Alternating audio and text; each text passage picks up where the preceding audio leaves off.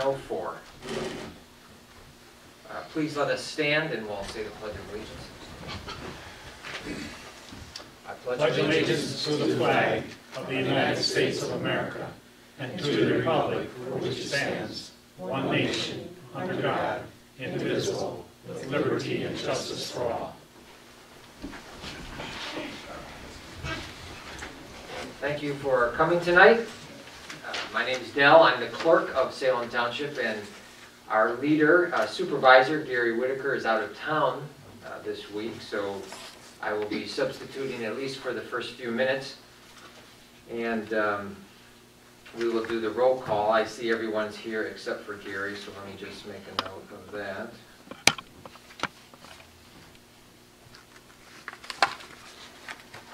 And before we continue, we need to appoint a chairperson for our committee tonight, our board meeting.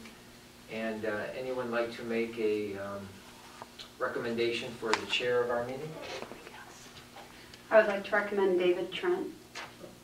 All right, we'll take a vote. Everyone say aye if they would like David. Aye. Aye. Noes? All right. We will pass the meeting now over to our chairman, Mr. David Trent. Thank you, Mr. Clerk and members of the board. First item on our agenda is the approval of the agenda. Since Mr. Whitaker is out of town, there are no other changes that can be made to the agenda, so it stands as presented. Next item is public comment. Any comments from the public tonight? Mrs. Hamilton.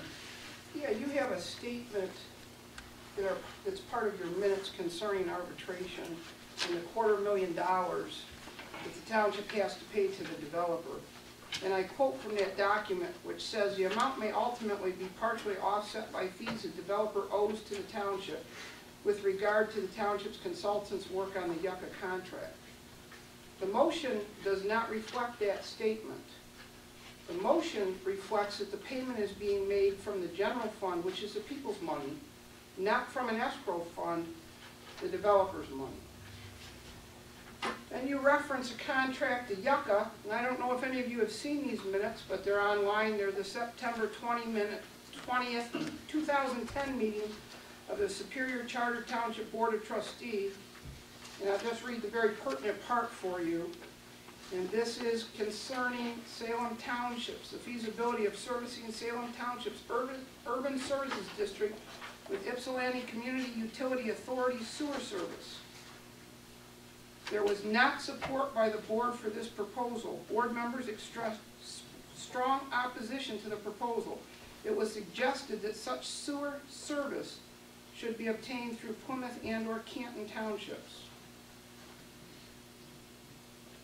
So, if I understood what I read in the position statement, is this township intends to sign a contract to provide sewer for the urban services district with Yucca.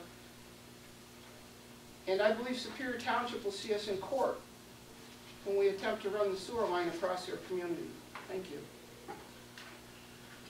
Thank you. Any other comments? Mrs. Heil? I was looking in the minutes, and I believe some of your minutes are not accurate. I have in possession of a copy of a FOIA that required all information pertaining to bids for the website creation. I do not see 3 bids. I see 2 and a bill from 2011. That was the first one. And in the second one, it says that you will be paying $1,500 to complete the website design services and setup costs for Homestead Technologies. The correction would be that you're going to pay $1,500 to a Sarah Lee out of Westland. Homestead Technologies is a simple web hosting service. They're the ones you'll be paying the $20 a month to. They're much like the network solutions that I've favored in the past. So to say that you're paying network solutions, or to that you're paying this Homestead Technologies $1,500 is not accurate.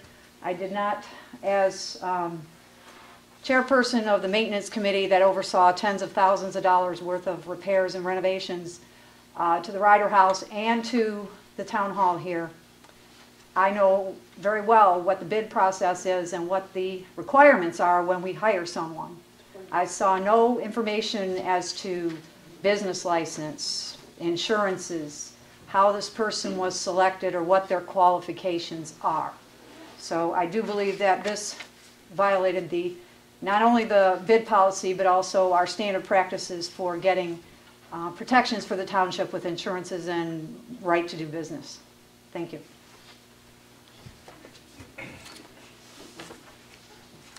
And just as a comment, I see some folks that were here at our public hearing 2 weeks ago regarding the vacating of the alley on Euclid Street. I am going to entertain public comments when we get to that business item later in the agenda. So if there are comments related specifically to that, I'd ask you to hold your comments until we get to that business item, if you would. Are there any other public comments on any agenda items or non-agenda items? Seeing none, we'll move on. Mr. Wensley. I move that Salem Township approve the following, sorry about that. I move that the Salem Township approve the following consent agenda. The minutes of the March 12, 2013 regular meeting of the Board of Trustees. The minutes of the closed session, March 12, 2013 regular meeting. The invoices in March, which were to the general fund of $76,443.32, and the sewer fund $5,661.29. Before I take a second, I need to, there is a typo on page 4 of the minutes of the March 12th meeting. If you just look at that, the deputy clerk, under the salaries, I put $19.96 an hour. It's actually $19.95 an hour. So I must have hit a penny wrong. So. Okay, thank you for clarifying that. Is there a second to the motion for the consent agenda items? I'll second. Seconded by Trustee Schmidt.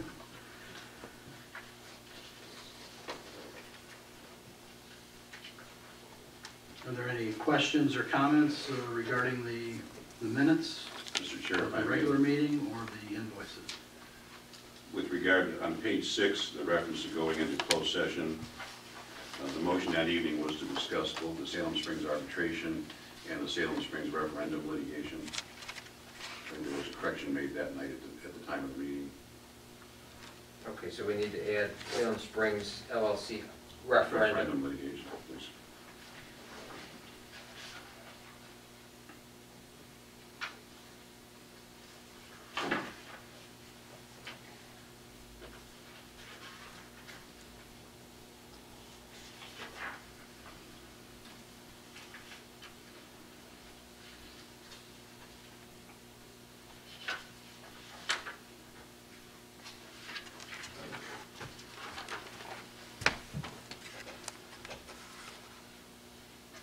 And I would ask of Mr. Wensley and Mrs. Schmidt, in lieu of the comments received during public comment, are the minutes reflecting accurately the vendor for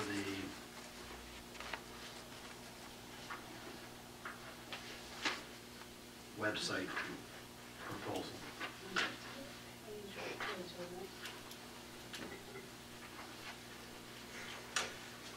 That would be 10B on page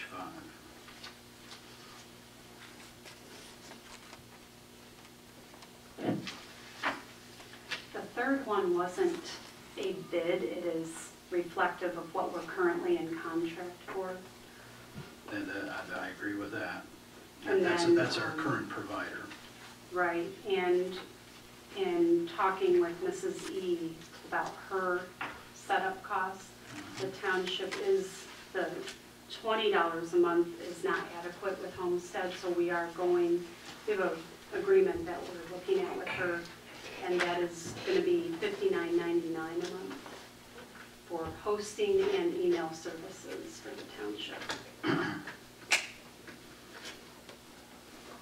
Okay, but the $1,500 $1,500 expenditure, is that going to Homestead Technologies, or is it? No, that's going to her, the designer. Okay. Is it appropriate then to amend the vendor that's noted there, you know, on the, Yeah, that would be an appropriate thing to do. is the board comfortable with that? Is everybody in agreement to change item 10B, setup costs for Homestead Technologies, Inc., to setup costs for, and the name of the provider? Yes. Mary Beth is? It is Sarah, S-A-R-A, double I, it's capital I, small I. Mr. Chairman, I might have read the invoice wrong. It's possible that it says that. I can double check it. It's possible that the 1,500 did say to Sarah, but we'll have to look at it again.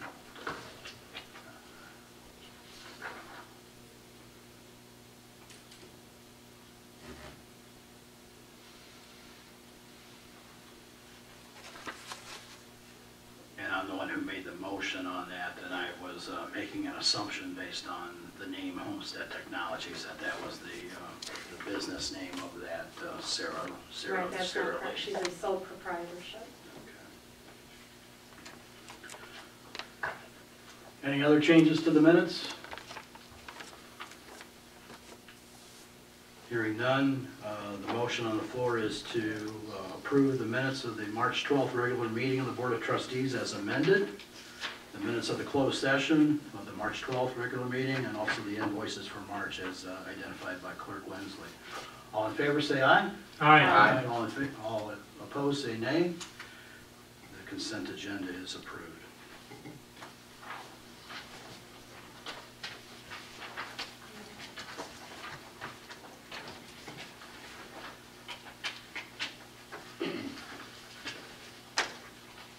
First business item is a financial issue related to year-end budget amendments. Board members, you have been provided a substitute motion at the board table. I'll make the motion, and I move that Salem Township approve the following cost center budget amendments for fiscal year 2012-13. Under the fire department, to increase the budget from $546,000 to $579,500, with increases in the four specific line items as identified, affecting salaries, in-house training, payroll, taxes, and travel.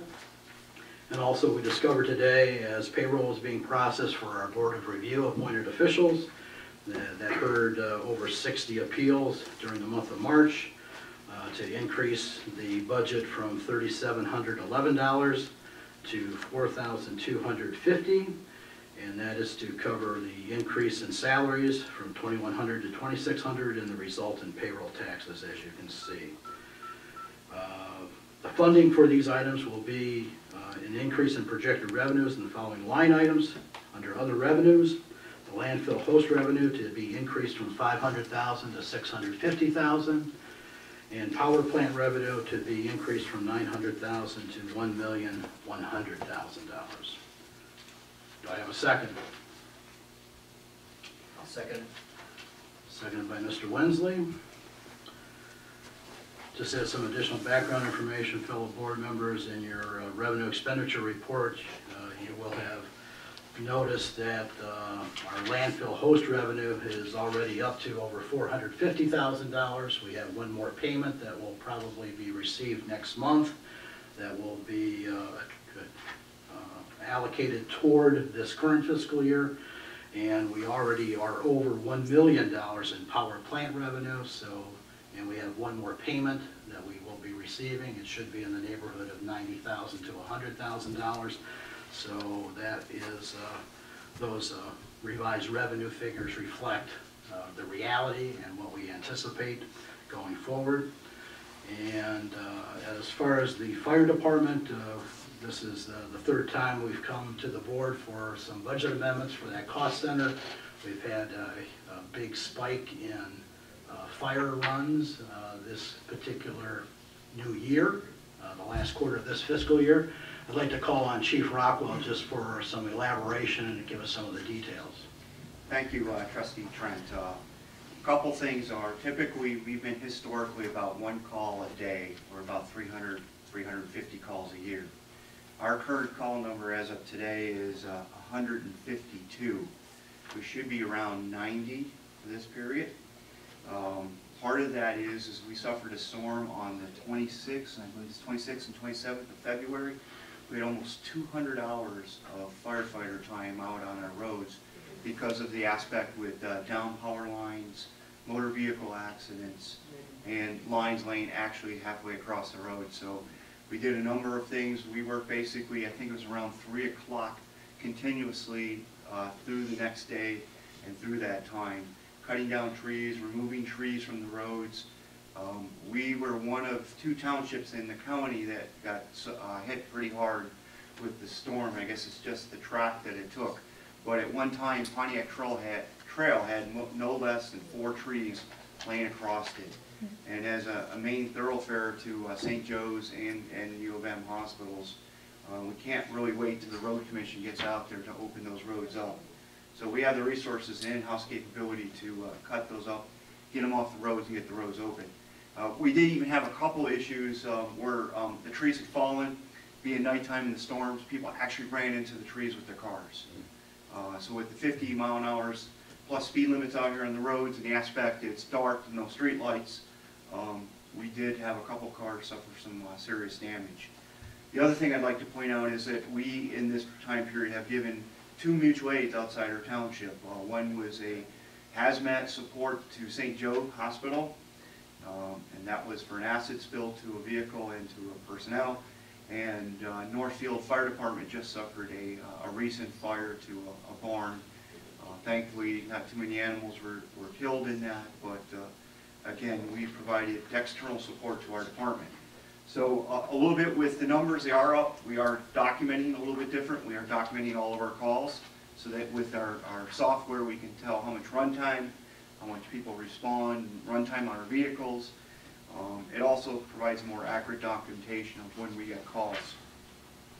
So that being said, unfortunately we're not able to predict what our future responses will be. And I can estimate probably for those 2 days is probably in the order of $5,000 as far as manpower costs. So budget-wise, that's pretty close to what we had budgeted. Unfortunately, those extra runs we couldn't predict, and that's kind of why we're coming back and asking for this 3rd increase because of those extra runs that, again, we can't predict because we don't have a crystal ball. Does any of the board members have any questions? I'll just make a comment to the board that part of the reason for the increase is that with the payroll that was processed today, line item 702.000, the salaries for fire department runs, currently stands at about $118,000, so we would have exceeded what had been approved. That extra cushion is to cover the last week of March. When our auditors come in June, they will actually look at the April payroll, see that some of the fire department runs were for the last week of March. And so they will then accrue those hours back to this fiscal year. So we have to have several $1,000s in salaries to cover that accrual that will happen several weeks down the road. So what we've done is modified the 4 specific line items that deal with payroll specifically, the fire department runs, the in-house training, the payroll taxes, which if you looked at your revenue expenditure report was based on the prior payroll adjustment. And so this covers that increase, and also the travel as well. Well, we had already exceeded the budgeted amount for travel. This helps get those 4 specific line items balanced with our current status and reality. And then it will be incumbent upon Chief Rockwell to ensure that the rest of the cost center stays within the budgeted approved monies that we've already increased several weeks ago. I've got a question. Jim, how confident are you that you will stay within the budgets moving forward? I'm not a strong proponent of, staying within budget, And, yeah, our revenue might increase from other sources, but yet that doesn't mean we spend it. And, we have, you know, I'd rather put it into the, into our funds for Salem than do that. So one of the things that I've changed is that on a monthly basis, we look at our deltas, our pluses or minuses, where we're at. This year is the first time we've hired in a long time 4 firefighters. We had an increase for that.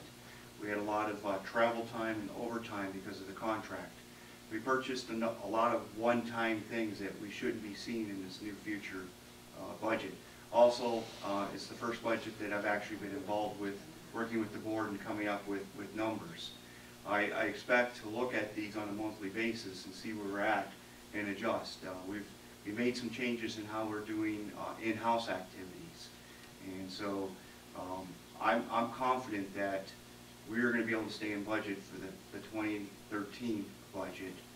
These budgets, again, minus any major house fires or these major catastrophes, if we get which we have in the modular home park, we've gotten many tornadoes where we've been out there for a while, or issues with that.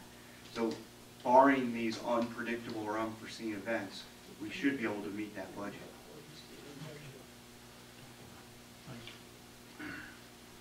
Any other questions regarding the motion on the floor for increasing the cost centers for the fire department and the board of review? I have a question. What is the travel? There's 2 travels. There's a standard mileage for each call for the firefighter to respond to the station as part of their personal vehicle. And that was averaged a long time ago. I think it works out to 8.8 miles. And the other travel expense would be the aspect of when a firefighter goes to training, so the mileage there and the mileage back at the standard rate. You will notice on the 26th and the 27th where we had some 20 calls, we typically pay mileage each time we have a call. That didn't happen for those days because basically the firefighter showed up at the station, they got in the fire apparatus and then drove that for the remaining calls. So they would only get paid once for that whole event, and then once the next morning when there was a break. So we didn't pay 20 times for those 2 days for that reason, because they were using internal vehicles. So we do watch that. That's part of the travel expenditure there. Are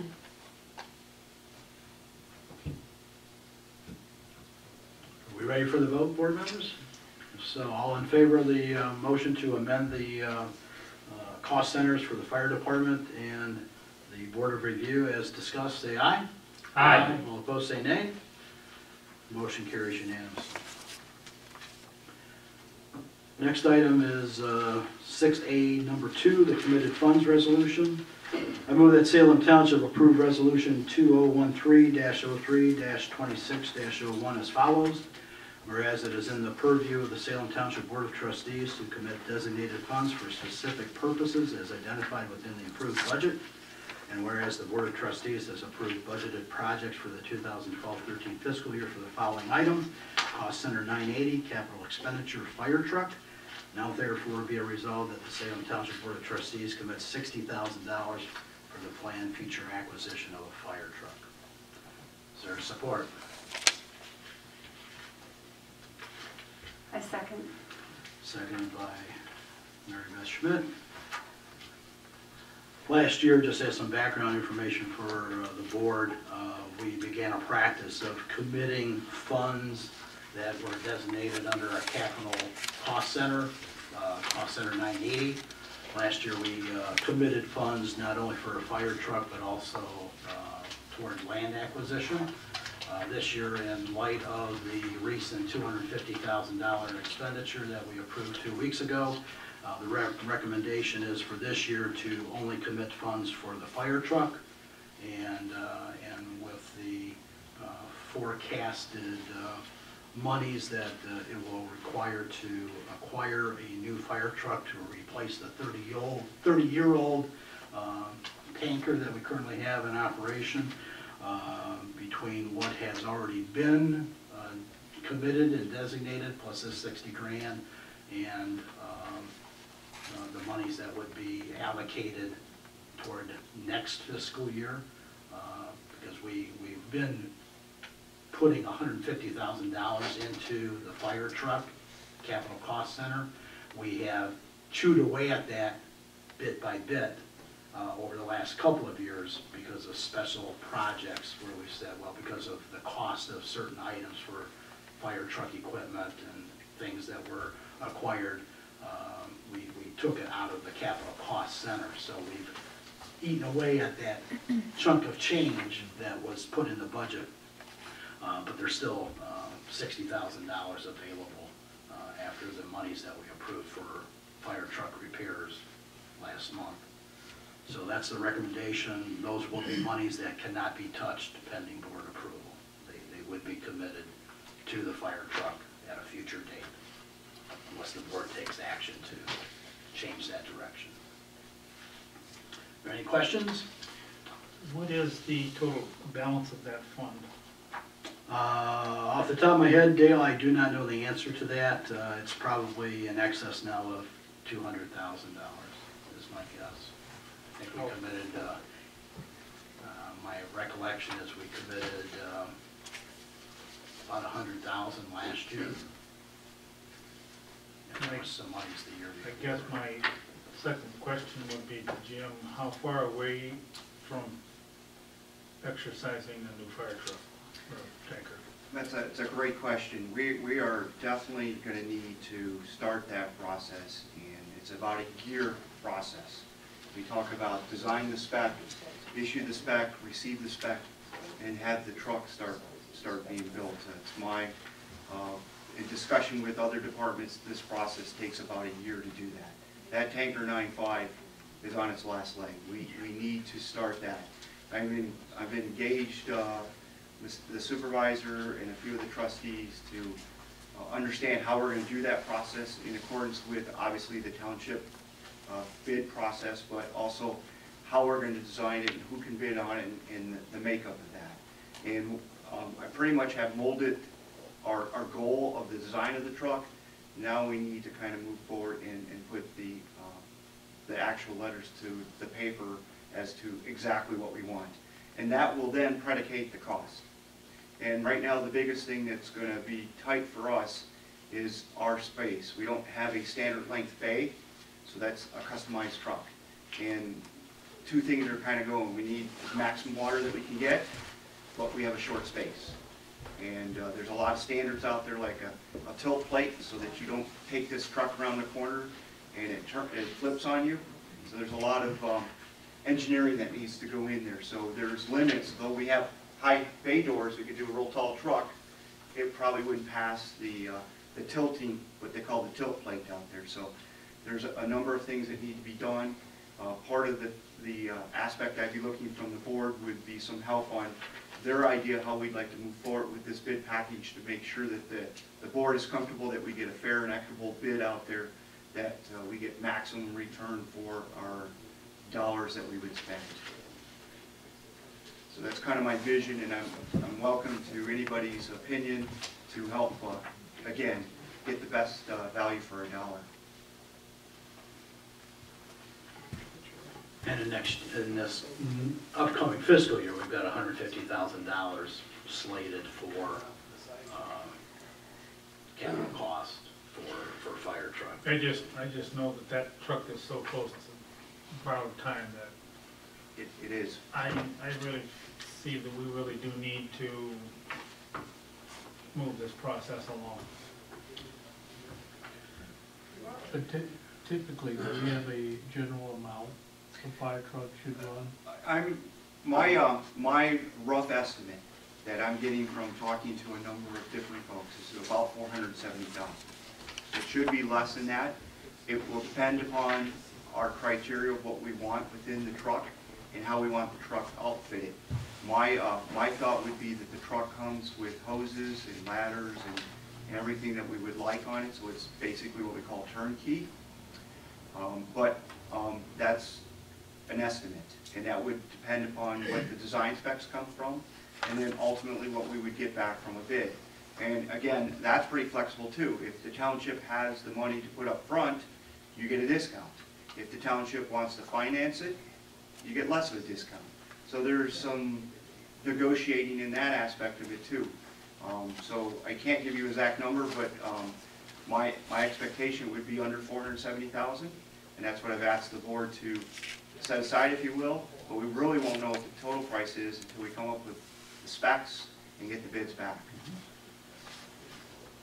That'll be something that'll be forthcoming in the next 2 to 3 months, probably. One other, I hate to even bring it up because I don't want to commit myself to anything, but I think we need to take a look. If space is at a premium and we have to pay a lot of money for a truck to accommodate the space, I would entertain the idea of looking at the total package, which would include, is there other ways that we could offset a cheaper truck with facilities? And that's a great comment. I'd love this board to look at as the whole package, because there's a number of issues that we have with this site. We don't have a high volume capacity pump to fill our trucks. We're parking in mud out here. We're pretty tight when the board has a meeting and the firefighters are here. So we've got all of our marbles in one area too. So all of those areas have been looked at a number of times by previous boards. Those are all ideas that I welcome any of the board members to see if they're interested in really looking at those. We've kind of looked at a number of issues: Ryder House, the other house over here, this area, a number of other locations. I've had a number of proposals. I've seen a number of proposals. I guess it's up to the board and what they'd like to pursue, and I would wholeheartedly support anything that they make the determination on. But part of my question here is going forth with the cost of this truck. I mean, if we're going to be spending, I'm just using some wild numbers, $200,000 for a specialty truck. Mm-hmm. To me, it's like, isn't it better offset that we can use that in the facilities rather than having the truck where we can have more of a bang for a buck from the total? I'm talking from total system standpoint, not just a truck or a facility. I think we need to look at the whole picture to make sure that we're getting the best what we want as the future growth of this township and the fire department. And just if I could piggyback on that, again, we're probably going to be looking at 2,500 gallons is about the max we're going to be able to fit in that space. If we got a typical 32-foot length bay, we go to 3,000 gallons. That's an extra 500 gallons. And you're like, well, that does make a difference on a fire scene. Every fire that we have out here, we've got to bring water to. So although it probably wouldn't lower our ISO rating, it definitely makes a difference on sometimes maybe saving a house versus running out of water. Okay, comments well taken, but that's a subject for another day. That kind of Just want to bring it up. deviates from the motion on the floor. Are we ready for the vote? All those in favor of committing $60,000 for a planned future acquisition of a fire truck from cost center 980, say aye. Aye. Aye. All opposed, say nay. Motion carries unanimously. Last item on our agenda for business items is the vacating of the alley on Euclid Street. This is a carryover item from our meeting 2 weeks ago, where we held a public hearing. Mr. Wensley, I believe you have an update of some information that has been submitted for you to apprise the board of. The family that turned in the petition to vacate the alley, Carla Robinson, they are here. They have turned in their application with the with many of the residents that are adjacent to the alley. So it looks like we have what we need to go ahead and move forward. We wondered though if there's anyone that from the community that would like to speak about it. If Carla would, or if anyone else would like to speak on this vacating of the alley? let me recognize the Robinsons first as the petitioner for this vacating of the alley. Have you been able to acquire any other signatures from adjacent homeowners? or We property were owners? able to get the signatures for the property owners to the north of us, which are the 4 properties to the north of us. We were unable to get the signatures from the properties south of our lot, which I think there's 8 of them. I sent both a letter, and I know the township also sent a letter of notification about the public hearing, but I sent the petition via mail, and I have not received any word from that individual who owns the land. So for us, we are petitioning to close the alley. The alley's been there since it was an addition to the township back in, I think, 1884. I don't anticipate the township nor the road commission ever developing that alley, and we would just like full use of our lots, because the alley does go in between our 2 lots, for lack of a better term. It just splits our lots. The other issue for us is we've been trying to refinance our house under the HARP loan, and because it's because it's separated by the alley, it's 2 separate tax ID numbers. HARP will not entertain the idea because of the fact that it has 2 separate ID numbers. Otherwise, we would qualify for it. So that's why it had prompted us to close the alley, since we don't anticipate, and I don't think you guys anticipate ever developing the alley, that we just close the alley and that land goes back to the landowners adjacent to it. Okay, thank you. Now, I know there's If I could add to that, just, last week I worked with Ms. Robinson also, and we made sure that all the adjoining and abutting property owners did have notice. For those that weren't actually contacted, or the home appeared to be vacant, the notice was placed on the doors of those residences, so we're sure that everybody was at least given notice of the proposed vacation of the alley. In addition, the research that's been done does indicate that the road commission has never in any way serviced or used that alley as an alley. And apparently, from what we've been able to determine, that has never been used as an alley since the time it was originally dedicated 150 years ago. I know there's a gentleman here who spoke briefly at the public hearing a couple of weeks ago. I forget your name, sir. Would you like to speak on this issue? It was not me. Oh, wasn't you? Okay, I apologize. I thought you were here 2 weeks ago.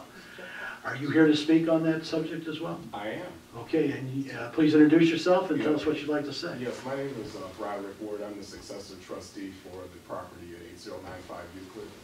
It's the property's held in the Bellman Ward Trust. It's my mother, deceased.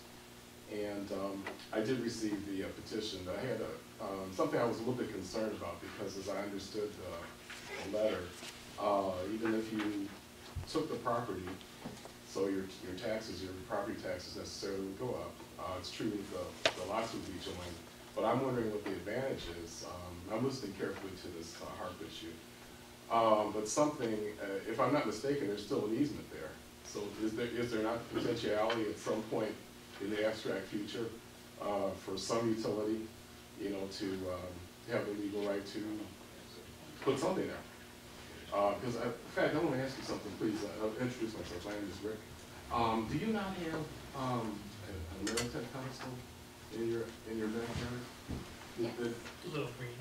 Yeah, that's what. See, that's strange to me, because I was curious as to why it was ever put there. For the servicing, I don't know why that couldn't have been put. I don't know, in the front of the property, and then brought it back. I don't know if that seems silly to you, but I'm sort of concerned about it, because I have the use of the property, whatever, for however long, you know, my family's on the property, even though I don't have a legal title to it. It doesn't seem to be there's any sort of actual stipulated guarantee that we will not have, you know, development by some utility in the future. Just be brief on that. The vacation of the alley would remove any, basically, it would do just that. It would vacate any easement or right that the township has over the property. My understanding is that that has never been used for any public access to those lots for any reason. Maybe Chief Rockwell can talk about, from the safety aspect, if there's any reason not to vacate the alley from a fire access standpoint. Thank you. I did go look at the property. I didn't see any buildings back there that we would need to access. Is there any intention for any buildings or anything to be built back there? And so that was my concern, is that you would only be able to get it from the north end of the street and come down, and then it's cut off by woods, and it's very rugged terrain. So as long as there's no buildings back there, we treat it like an open field fire if we did have any issues out there. If nobody's going to build anything out there, it would be a low hazard to us. It'd be just like any of our other fields throughout the township that we have. We just worry if a structure was put out there, because currently there's no good access out there. It's hard to define as an alley because you don't even see a two-track there at times. And I was just going to pose that question. There really isn't any defined alley per se.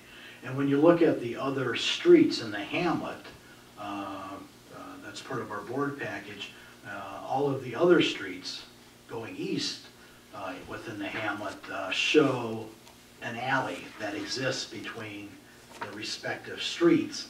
But it seems like over time, the property owners have, let's say, taken jurisdiction of the alley upon themselves. Whether or not they were ever formally vacated years ago or not, who knows at this point.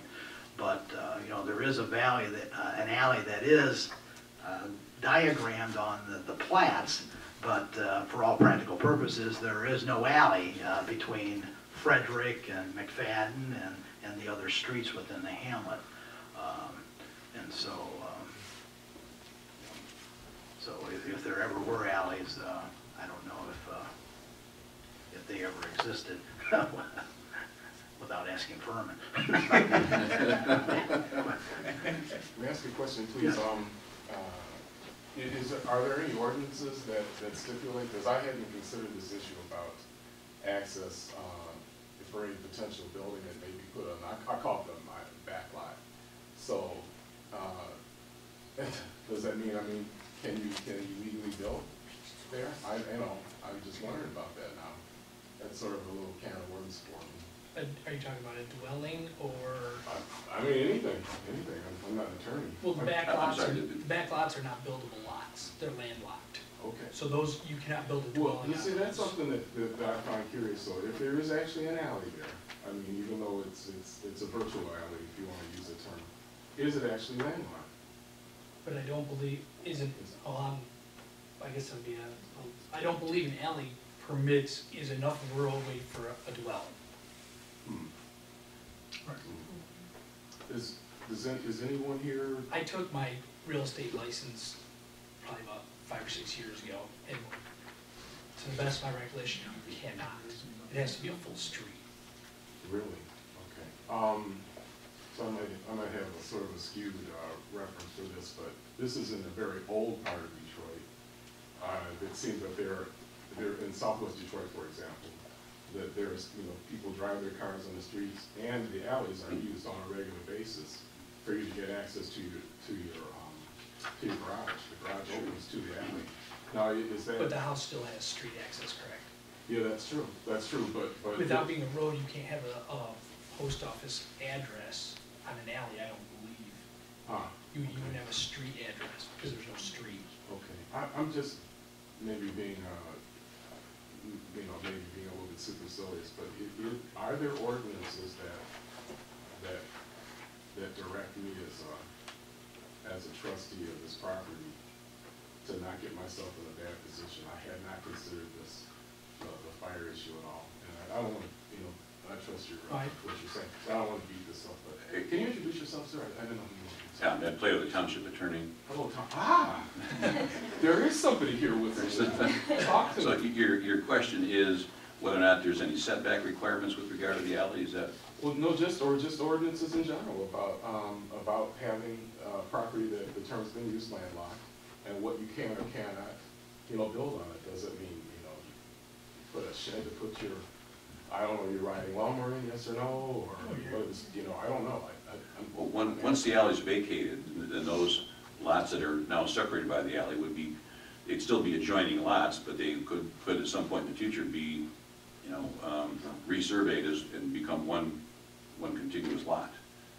And if it is one contiguous lot, at that point, then do you have? You could use that however you see, as long as you meet all the setback requirements, whatever everything by the township. But does not the fire chief's interest, come into play in that?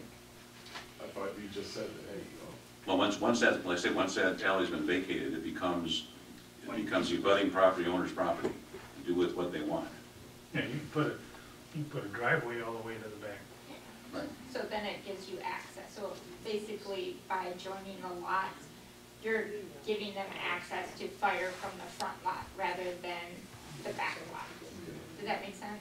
It does, and we had a horrific fire many years ago at that property, and did great damage to the garage. And the access for the fire folks, as I remember, was over a lawn from Euclid. It was, we've had a number of properties that have very long drives, and it makes it a very big challenge to lay what we call large diameter hose to, matter of fact, we've had 2 this year. And then the Northfield fire, we probably laid good quarter-mile hose to get to the barn back there. And that's a challenge. It is, definitely. I got some trivia for you. I don't want to take up the time of the township board, but before your time, and before your time there used to be all weeds in our orchard, and the fire department used to go there for training purposes and burn it down for us. It was wonderful. That's still done with a with, fire you can't even know with. that's still being done in the township today. They're doing it for Pragmoides. Okay.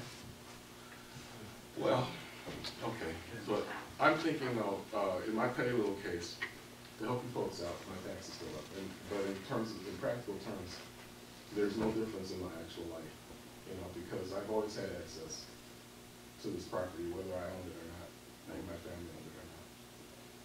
You see the delay in me signing this petition? You just thought I was a jerk. Well, I mean too, but not exclusively. So thank you very much. So as I understand, nobody has any objection to proceeding with the vacating the alley. It won't do any good. Well, Ed, I have a question. I think, if I recall correctly, are lot numbers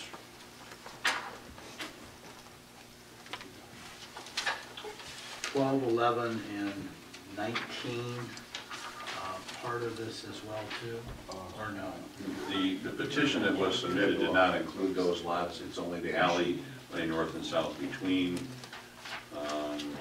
starting at Okay. lots 13 and 14 all the way up to lots.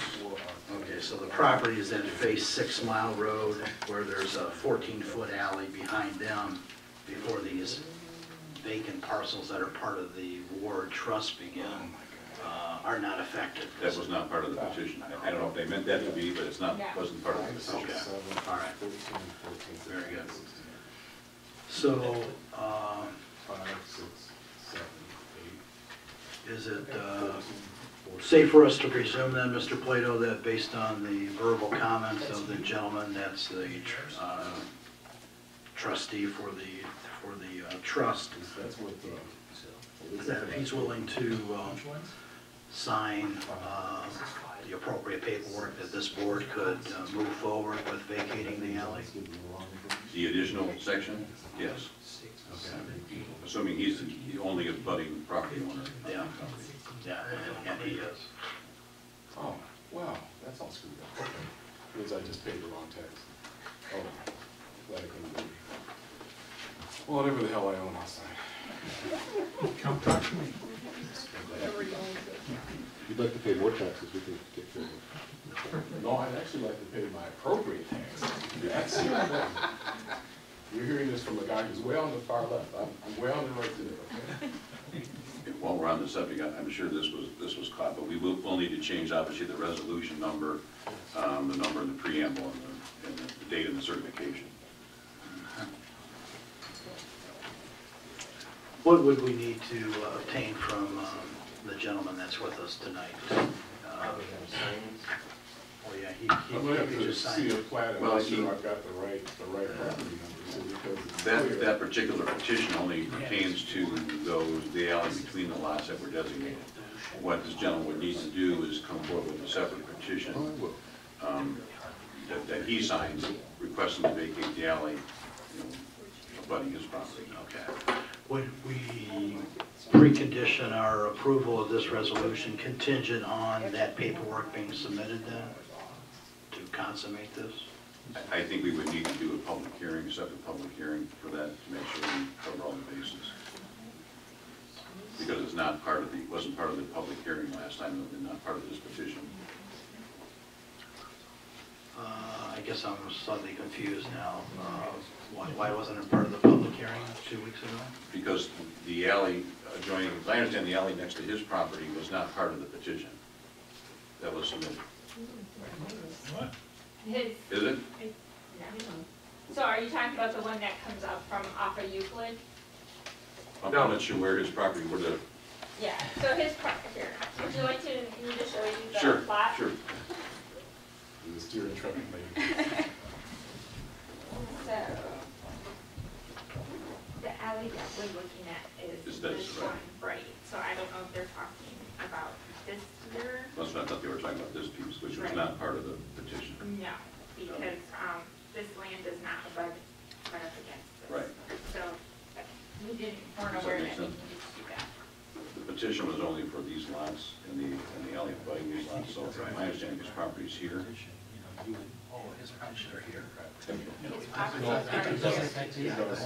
It's one alley, it Yeah. starts at 6 mile, it 8095 goes all the way up to that house is right here. Yeah. Yeah, well, there's actually Well, then, driveway. this is all part of the petition anyway, but granted, it's First included. street north of Okay. 6 mile, which All you're right. saying I don't. Sure. So we're good. We used to call it by the family. Nothing further needed. Yeah, that's what I thought. Yeah, the gentleman here, just to clarify it, owns the house and the 6 parcels that are just due south of the Robinson house. The Belmont Ward Trust, yes. Yeah. That are part of the petition. So he owns 6, 7, 8, One thing I 13, wanna do, 14, is, 15. is Yeah. I'm really excited about this information I was getting for my parents. And I want to, verify. Those ones he owns, we own these, As I said, what it's gonna mean for me is. He hasn't signed that petition. he has not as of right now. Everybody have him to sign the petition.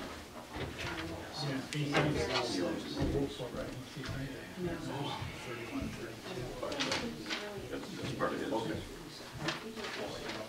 Sir, if you'd like to sign it, there's, Yeah. you can just sign right underneath. But I don't have the lot. We can get you. He wants to verify. I want Oh, to, okay. and that's after I got some bogus information in the township to pay my taxes. So maybe we can have him sign the petition. Because he doesn't want to at this point. Okay. Wants to wait and get clarification on tax. But doesn't have any objection to going forward.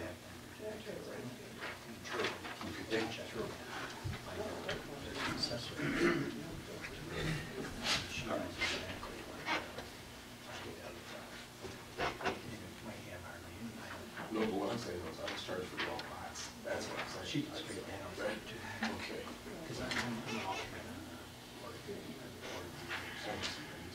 Report. Yeah, Mr. Big Harry.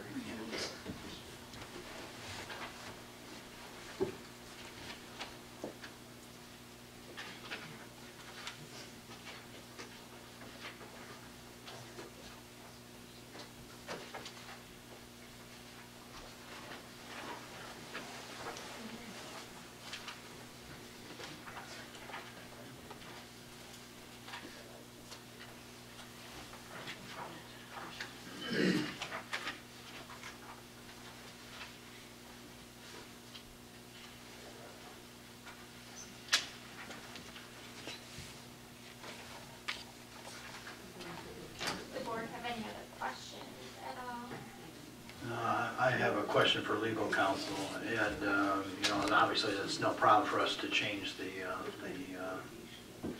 resolution number in the preamble. Is there a clause that we would need to add or have part of the motion to make it contingent upon, and I don't know if contingent's the right word, but that it's predicated upon the executor for the Velma Ward Trust to sign a... Well, I guess what one option would, for the board to consider that would satisfy the Robinsons at this point would be to just vacate the portion of the alley for those petitioners that have signed off. And yeah, I wanted to verify that's an option that we can still employ today. Correct. And then we can come back at a future date to Vacate do the rest. Okay. Is the board That comfortable with that? Satisfactory with everybody? Just You get what you want. You're held up for now, so you can come back if you have any issues with it later. Sound like a plan? Okay, good. Well done. You represent the township. Okay, Whether they the big bucks. so let's clarify for the resolution that we're about to consider. The lots that would be excluded from the resolution would be lot numbers, which are the 6 or 8 that...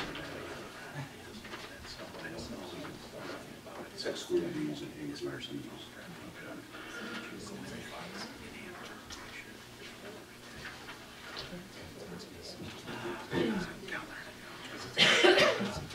Board members, in your board package, there's a page that starts at the top, petition to vacate alley to the Board of Trustees, Salem Township, looks like that. Second line has all of the lot numbers, beginning with number 13 through 32. Those would be excluded.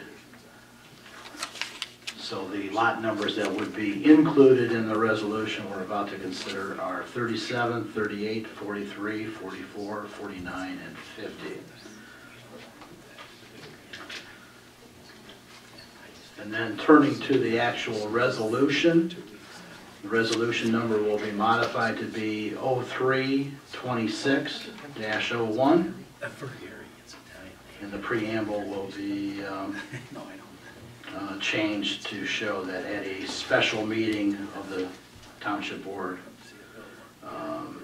on the 26th day of March.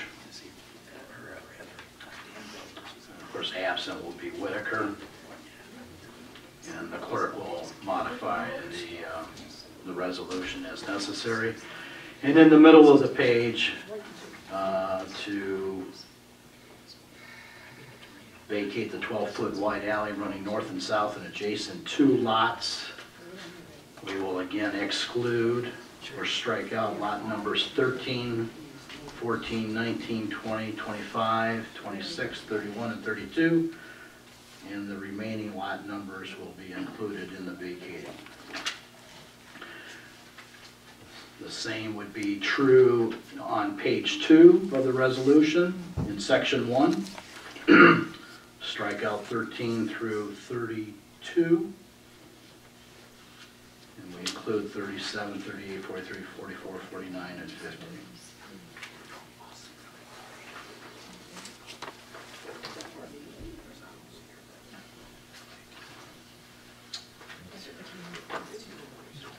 With that, to try to help clarify things for the purposes of a motion, I will make a motion that the Salem Township Board of Trustees adopt resolution number 2013-03-26-01 to vacate the alley as requested by the Robinson family, to include lot numbers 37, 38, 43, 44, 49, and 50 in the Fredericks Addition subdivision plat located in section 11 of the Township of Salem, County of Washtenaw, State of Michigan.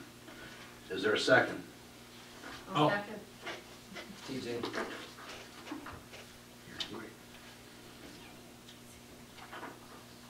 And to direct the clerk to make the necessary amendments as discussed. Is there any further discussion on this item? Are there any questions that need to be posed prior to the vote? Hearing none, all in favor of the resolution, and Mr. Clerk, will you take a roll call vote on this, please?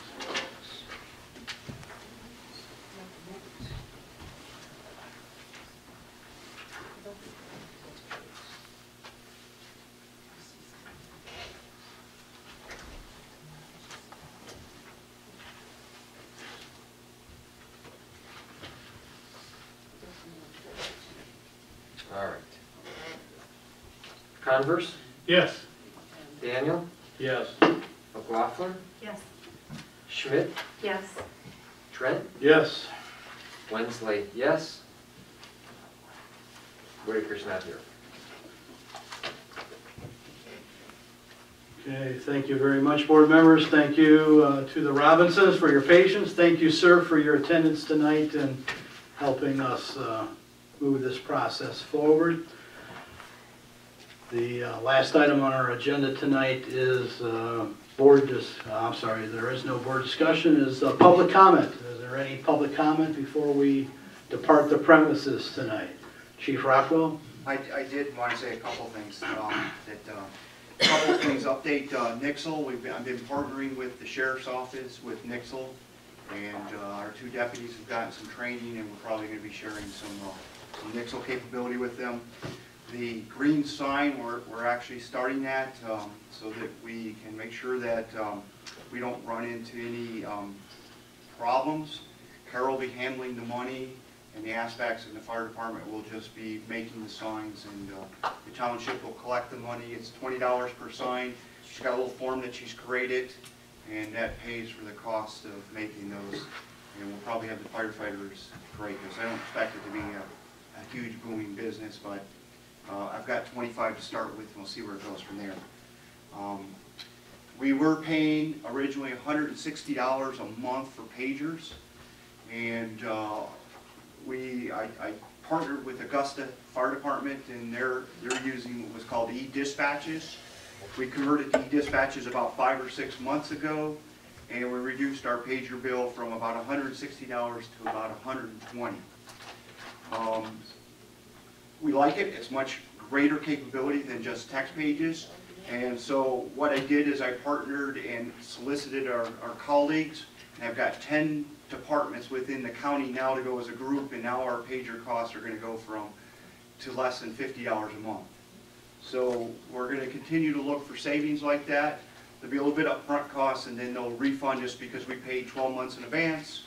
We've got to pay them the first month in startup costs, and then they'll refund us our 12 months or what we didn't use in the 12 months. But this is the ability of many departments to getting together to save money, and this is the things that we're looking for to try to talk about stretching dollar budgets and improving capabilities. So now we can get our pages on our phone, we get text pages, we get phone pages. With a single phone call, I can call all the firefighters. And in the case of that storm, when central dispatch went down, we're able to self-dispatch with this system. So it's very robust, and we've got 10 other departments around us that have joined in. And again, as a group, we're saving a tremendous amount of money, each of us. So we're all pretty happy about that. So bugs that we have to work out, doing new technology, bringing on, we've got about 220 guys and gals on this. So we went from 30 people, which was our account, to 210. So I've been fairly busy trying to get that all organized. But once we've got that set up, it's kind of leave it alone, and it works on its own. So pretty pleased that we're able to save the township some money that way. So I just wanted to kind of pass that to the board. That was a very clever way of getting the fire chief report mixed in with public comment. Any other public comment from the public? Realizing that we're public and we get to comment. Hearing none, I presume we're ready to adjourn. Motion to adjourn at 8:08. Second it. All right, we're adjourned, 8:08. Third.